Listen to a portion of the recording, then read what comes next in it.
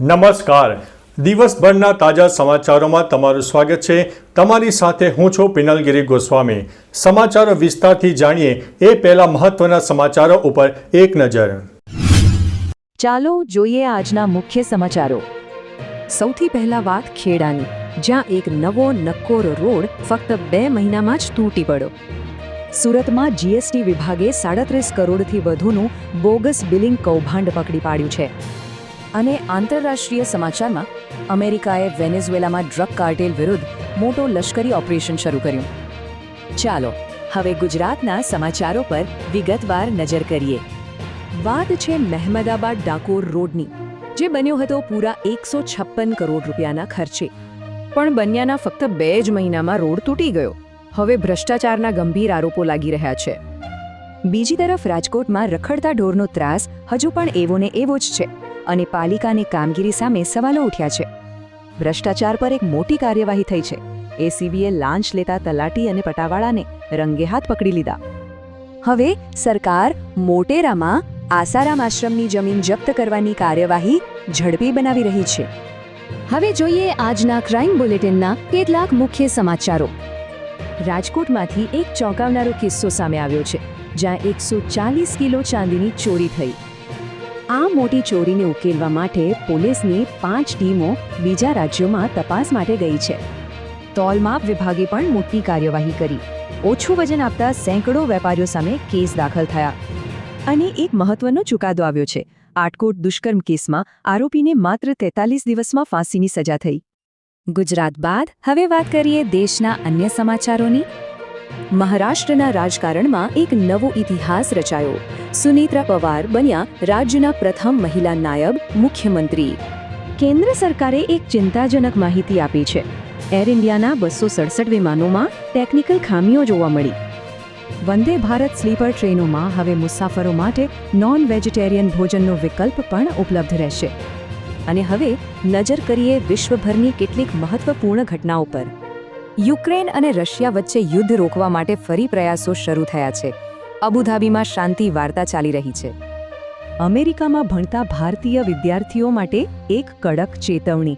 કાયદો તોડવા પર તરત જ દેશ નિકાલ કરાશે. અને અંતે વાત કરીએ ખેડૂતો સાથે જોડાયેલા કેટલાક ખાસ સમાચારો અને યોજનાઓની. સરકારે ખેડૂતો માટે ઘણી સારી યોજનાઓ જાહેર કરી છે, જેમાં આર્થિક મદદ અને સબસિડીનો સમાવેશ થાય છે.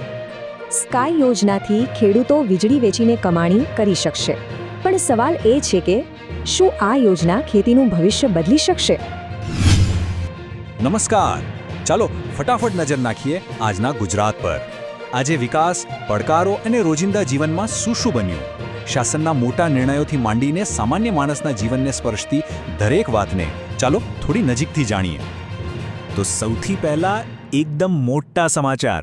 ખેડા જિલ્લાના વિકાસ માટે સરકારે 448 કરોડ રૂપિયાના નવા પ્રોજેક્ટ્સને લીલી ઝંડી આપી દીધી છે.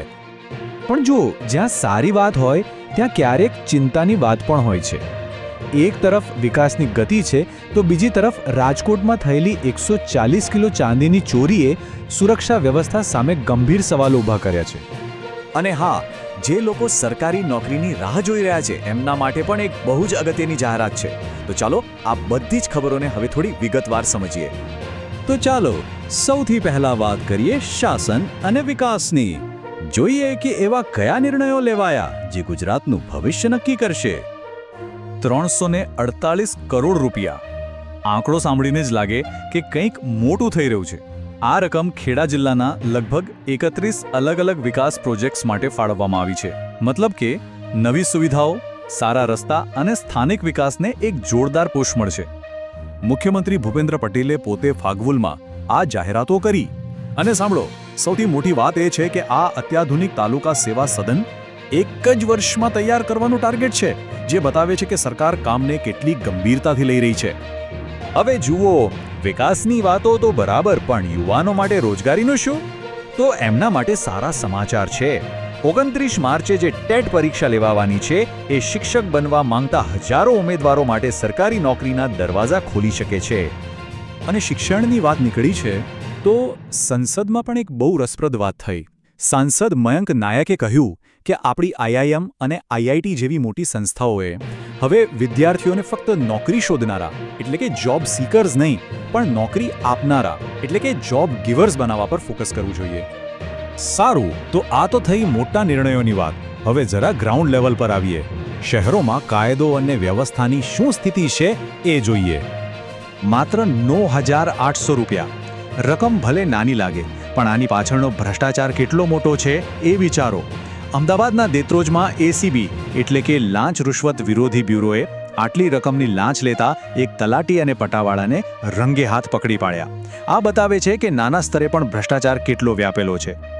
પોલીસની કામગીરી પર એક નજર કરીએ તો રાજકોટમાં બાઇક ચોરીના 14 કેસ સોલ્વ થયા છે, તો ભાવનગરમાં 3 વ્યાજખોરોને પકડ્યા છે. આ નાની પણ મહત્વની સફળતાઓ સ્થાનિક સુરક્ષા માટે ખૂબ જરૂરી છે. પણ રાજકોટમાં જે થયું છે એ ખરેખર ચોંકાવનારું છે. 140 કિલો ચાંદીની ચોરી આ કોઈ નાની સૂની વાત નથી. આની તપાસ માટે 5 સ્પેશિયલ પોલીસ ટીમો બનાવવામાં આવી છે અને તપાસનો દોર બીજા રાજ્યો સુધી લંબાવવામાં આવ્યો છે. એનો મતલબ કે આની પાછળ કોઈ મોટી આંતરરાજ્ય ગેંગ હોઈ શકે છે. બીજી બાજુ જામનગરમાં તંત્રએ એકદમ કડક પગલું ભર્યું છે. રેલવેની જે કિંમતી જમીન પર ગેરકાયદેસર દબાણ હતું તેને હટાવવા માટે મેગા ડિમોલિશન ડ્રાઈવ શરૂ કરી દેવામાં આવી છે. હવે વાત કરીએ એ મુદ્દાઓની જે સીધા આપણા બધાના સ્વાસ્થ્ય અને ખિસ્સા પર અસર કરે છે. ચાલો જાહેર કલ્યાણની નાળ તપાસીએ. આરોગ્ય ક્ષેત્રે એક ખૂબ મોટું રોકાણ 178.54 કરોડ રૂપિયા. આટલો મોટો ખર્ચ સરકારી હોસ્પિટલો માટે 14 નવા અને એડવાન્સ એમઆરઆઈ મશીનો ખરીદવા માટે મંજૂર થયો છે. આનાથી નિદાન વધુ ઝડપી અને સારું બનશે. પણ અહીંયા એક મોટો સવાલ ઊભો થાય છે. જો સરકાર આટલા કરોડોના મશીનો ખરીદી રહી છે તો પછી હોસ્પિટલોમાંથી ખરાબ હાલતના સમાચાર કેમ આવે છે? શું ખાલી મોંઘા સાધનોથી બધું સુધરી જશે? આ જ તો વિરોધાભાસ છે.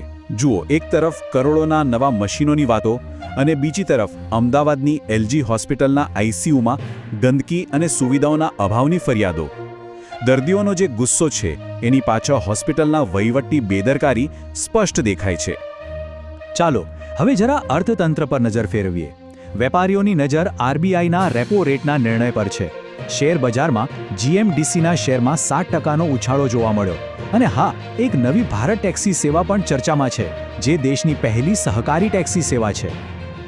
અને હવે છેલ્લે વાત કરીએ રોજબરોજના જીવનની, એટલે કે હવામાન અને આપણી આસપાસ શું થઈ રહ્યું છે એની. આજકાલ ગુજરાતમાં ગજબનો માહોલ છે. બેવડી ઋતુ ચાલી રહી હોય એવું લાગે છે. સવારે ઉઠો તો ઠંડી લાગે અને બપોર થતાં જ ગરમી. આ બદલાતું હવામાન સ્વાસ્થ્ય માટે પણ એક પડકાર જેવું છે. આંકડા જોઈએ તો ડીસા રાજ્યમાં સૌથી ઠંડુ રહ્યું 15.4 ડિગ્રી સેલ્સિયસ, જ્યારે અમદાવાદમાં પારો 18.6 ડિગ્રી પર હતો. અને આ બધાની વચ્ચે એક સારા સમાચાર. જેમને ફૂલો ગમતા હોય એમના માટે આણંદ કરમસદમાં 7 ફેબ્રુઆરીથી એક સરસ મજાનું પુષ્પ પ્રદર્શન શરૂ થઈ રહ્યું છે. તો આપણે વિકાસની મોટી વાતો જોઈ, ગુનાખોરીના પડકારો જોયા અને રોજિંદા જીવનની ઝલક પણ જોઈ. આ બધું મળીને જે ચિત્ર બને છે, શું એ જ છે આજનું સાચું ગુજરાત? આ એક સવાલ છે જે આપણે સૌએ વિચારવાનો છે.